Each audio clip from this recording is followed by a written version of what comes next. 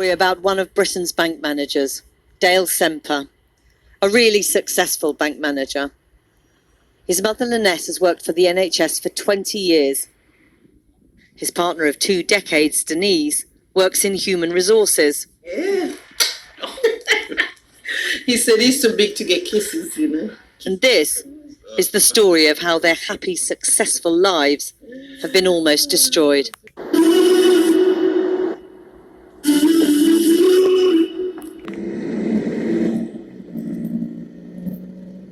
I'm accustomed to being pulled over and stopped when I'm driving cars and so on. I'm accustomed to it. I get it.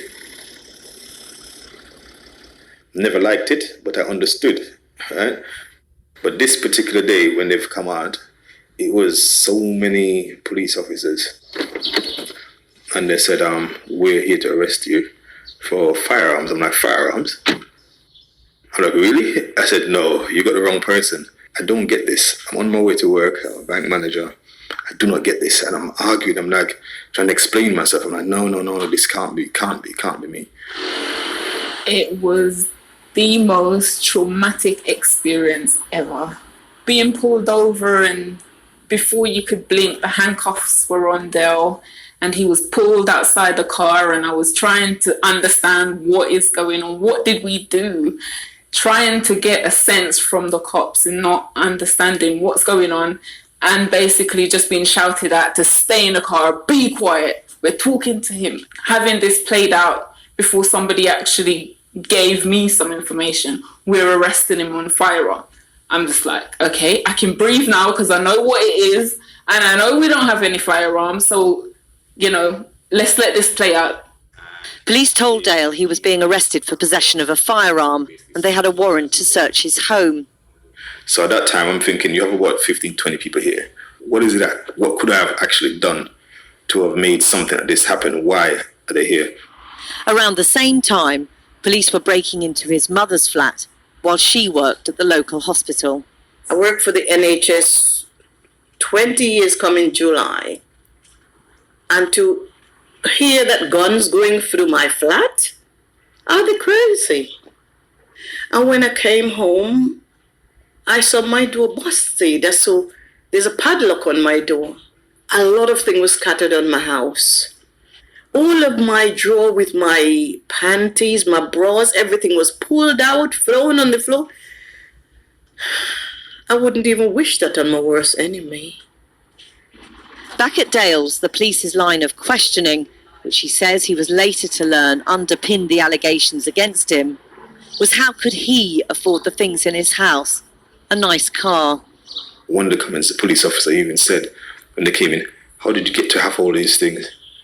I'm like, have all of what? I don't understand. And he's like, it's clear that in one of the statements they've written, they said we're living above our means. I'm like, how can you know we're living above our means? You don't know what I do. No firearm was found in his house, his partner's, or his mother's. And for the first, but certainly not the last time, the family thought that would be the end of it. But during the search, police found just under £2,000 in Dale's safe. Initially, the arrest was for firearms possession.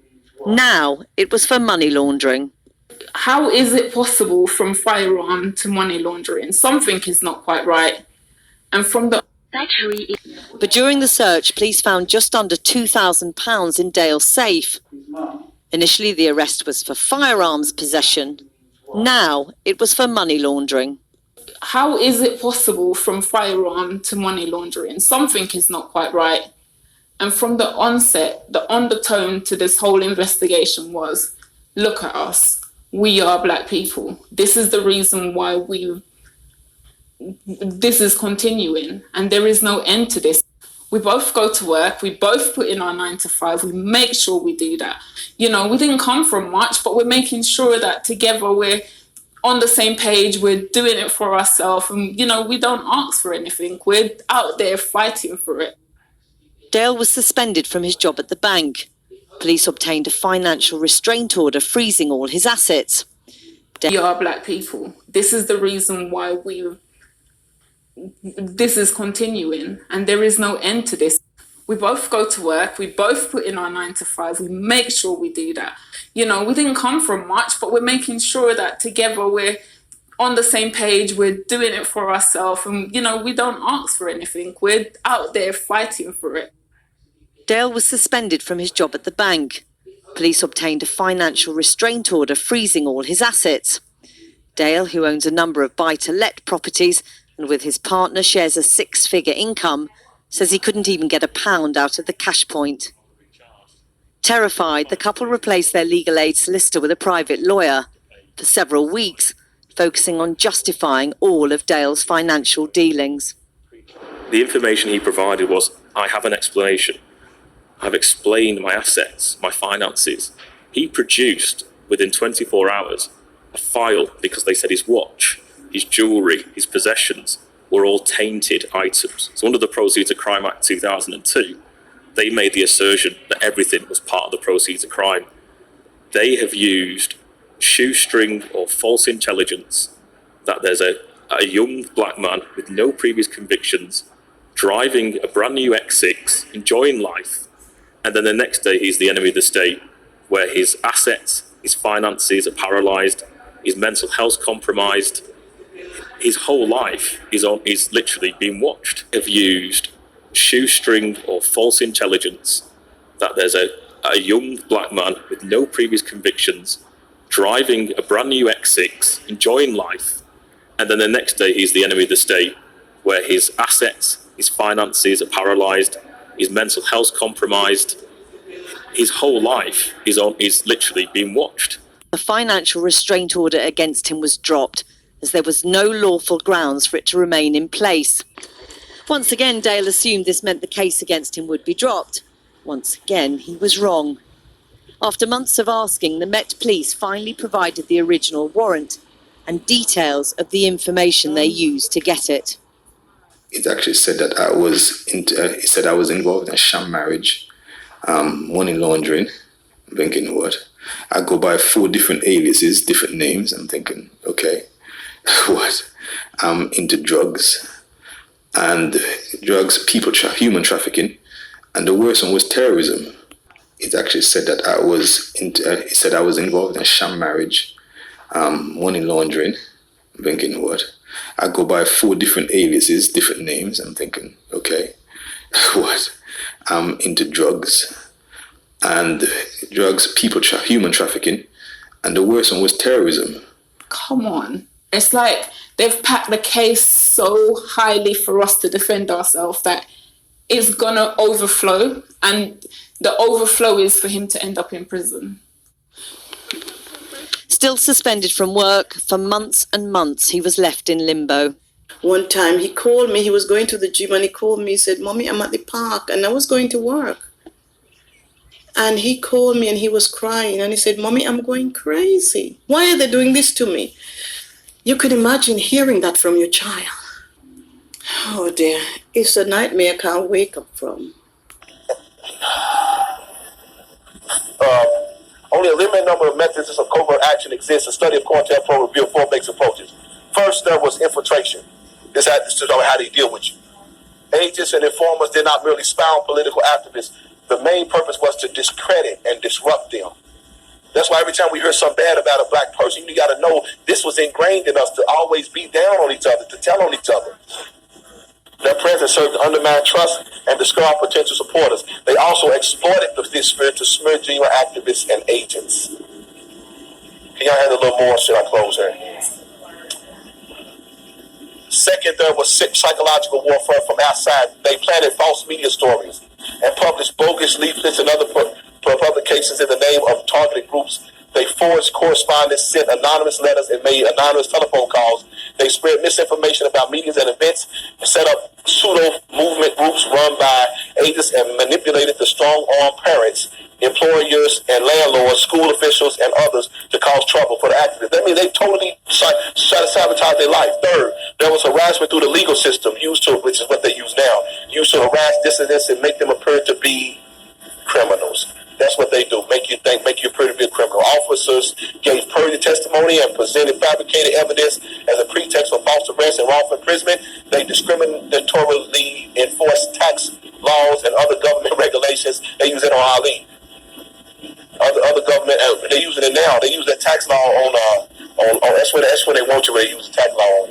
And other government regulations that use conspicuous surveillance, investigative interviews, and grand jury subpoenas in an effort to intimidate activists and silence their supporters. Fourth, and finally, there was extra legal force and violence. The FBI and police threatened, instigated, and conducted break-ins, vandalism, assault, beatings.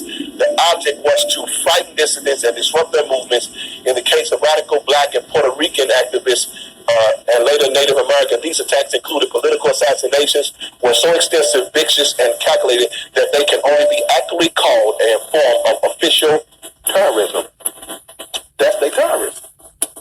They terrorize these people. They try to build themselves together, and they use terrorism to destroy them. That's what. And in the US, as you know, the way it all happens is people are being watch-listed or blacklisted. So in this way, people are being targeted, and these are actually people in communities who stand out in some way, as we figured out through various conversations, both on my own show and also on the Techno Crime Fighters Forum podcast. People who are being targeted today are people who stand out. They are usually activists, they're community-minded, they're civic-minded, they're people of integrity, they're people who are outspoken, and these are the people who are being targeted. So the question becomes, who is targeting them? And the answer is exactly as you've given it. It's these people who are really criminals, who are situated, who are ensconced inside our law enforcement agencies, who are ensconced inside our FBI and CIA and NSA and all these other intelligence agencies. They are not targeting criminals, they are not targeting terrorists, they are not targeting spies. They are targeting outstanding people, people of great integrity, people of courage, people of activism, people of morality and conscience in communities.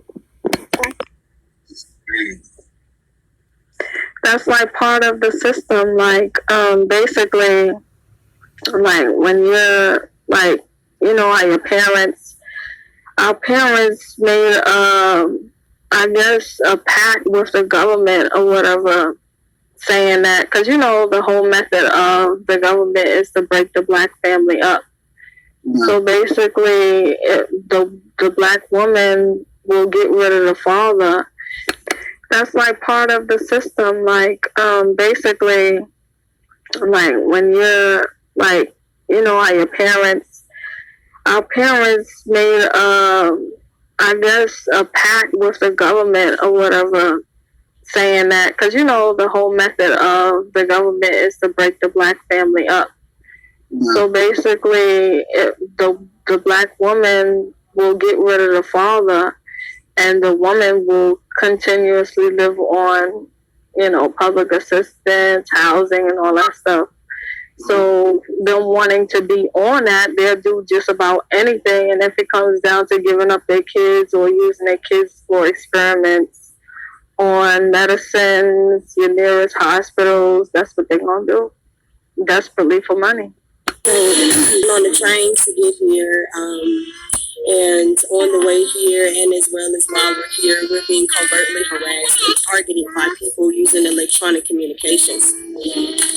For some reason, I've been able to pick up on the homosexual community to do this as well, but I have nothing against you. Let me be the epitome of who I am, and you could be whatever imitation you would like to be. Do not include me into that bullshit, because what you're doing is illegal as fuck. I know my rights. I know my rights. This is cruel and unusual punishment to be doing towards children and women, and people are pretending like they don't know what the fuck going on, but believe me, baby, you don't want this shit at all. It ain't about fighting with your hands, it's about fighting with your mind. They're taking niggas' minds out here, and they talking about Black Lives Matter. It ain't gonna matter till it matter to Negroes. You understand? It ain't gonna matter till it matter to Negroes. Targeted individual to not give up, stay strong, keep fighting. Before I knew that I was a target, I knew that something funny had started to happen in the community where I lived at. And the first thing that they did was take my kids away. Anyways, so I filed a petition into family court to get the kids back. But due to community mobbing or organized stalking, that's the targeting of an individual for fun, to keep an individual quiet, to do it for revenge. It's a sport that is played with an individual's life just for fun. This is done using well-orchestrated lies, smear campaigns, bogus investigations. It's done with any means necessary. You are perceived as an enemy of the state or an enemy of someone else, and there's just a lot of people against you.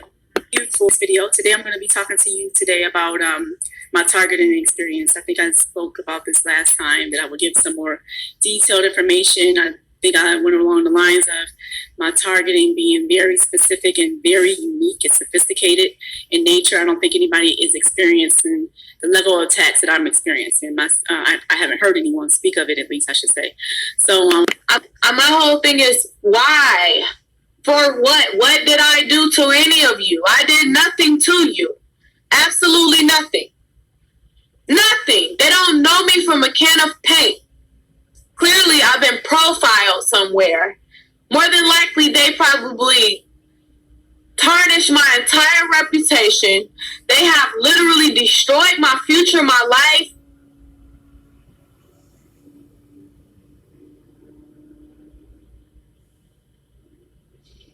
They get a rise out of your pain. Like, they don't feel sorry for you. They don't care about what it's doing to your children.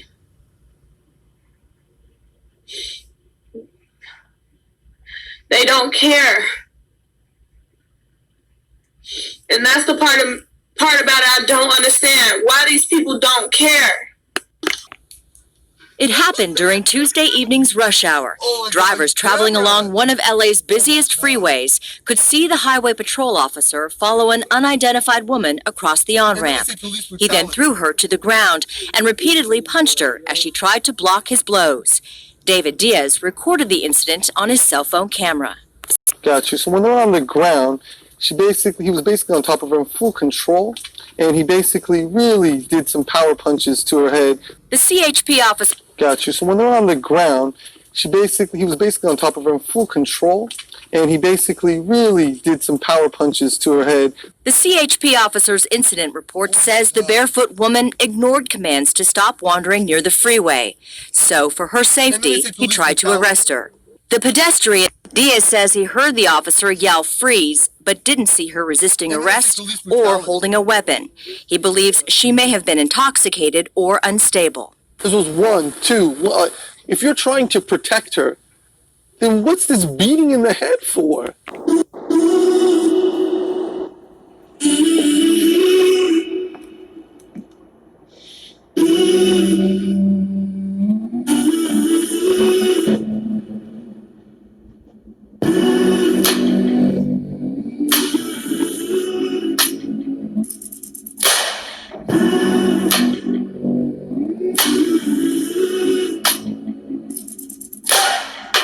Right away you quiet the world, the sound of sleeping. Too afraid of what might show up while you're dreaming. Nobody sees you. Nobody will believe you. Every day you try to pick up all the pieces, all the memories that somehow never leave you. Nobody sees you. Nobody will believe you. God only knows what you've been through. God only knows what they say about you. God only knows how it's killing you. But there's a kind of love that God only knows. God only knows what you've been through. God only knows what they say about you.